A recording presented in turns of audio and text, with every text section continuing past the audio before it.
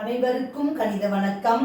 இப்போ பார்க்க போகிறது 8ஆம் வகுப்புக்குரிய கணக்கு பயிற்சி 3-7 இயற்கணிதம்ங்கிற யூனிட்டில் 3வது கணக்கை பார்க்க போகிறோம். ஓர் எண் மற்றோர் எண்ணின் 7 மடங்கு ஆகும்.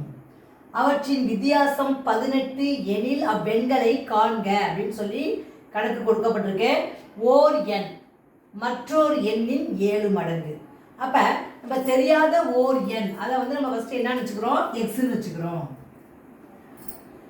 7 மடங்கு அப்படின்னா 7x. வித்தியாசம் எவ்வளவு? 18. இதான் கொடுக்கப்பட்ட கணக்கை ஃபஸ்ட்டு நம்ம இது மாதிரி எழுதிக்கிறோம். இப்போ நம்ம என்ன செய்கிறோம், 7x ஓர் எண் மற்றோர் எண்ணின் 7 மடங்கு ஆகும். அப்போ 7 மடங்கு, அப்புறம் வித்தியாசம் கொடுத்துருக்காங்களா, அது மைனஸ் பண்ண போட்டுக்கிறேன். அந்த ஓர் எண்ணுங்கிறது எக்ஸ் ஈக்குவல்ட்டு எவ்வளோ கொடுத்துருக்காங்க, 18. இதுதான் கொடுக்கப்பட்ட கேள்விக்குரிய சமன்பாடு. இப்போ 7xல எக்ஸை கழிச்சோம்னா 6x ஈக்குவல்ட்டு 18.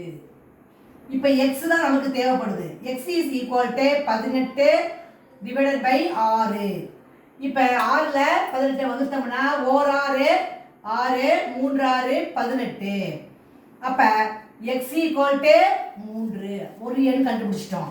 அப்புறம் 7 மடங்கு எக்ஸ் என்பது 3, 7x என்பது 7 பெருக்கல் 3 ஈக்குவல்ட்டு 21. அப்போ ஆன்சர் என்ன? இந்த கணக்கை பொறுத்த வரைக்கும் என்ன எண்கள் கண்டுபிடிச்சிருக்கோம், 3 ஒரு எண், அது 7 மடங்கு, அந்த எண் 21. இந்த கணக்குரிய விடை என்ன எண்கள் கண்டுபிடிச்சிருக்கோம், 3ங்கிற ஒரு எண்ணும் 21ங்கிற எண்ணையும் கண்டுபிடிச்சிருக்கிறோம். புரிஞ்சுங்களா?